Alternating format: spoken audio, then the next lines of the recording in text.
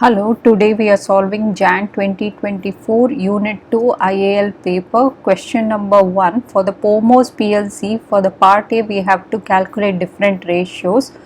So the second thing we have to calculate now is dividend yield. In the first part, we had calculated dividend per share.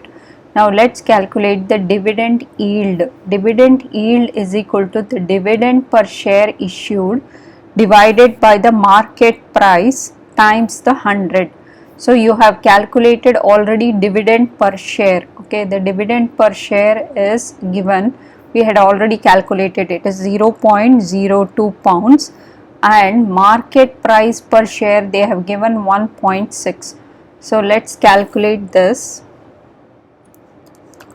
So 0.02 pounds divided by 1.6.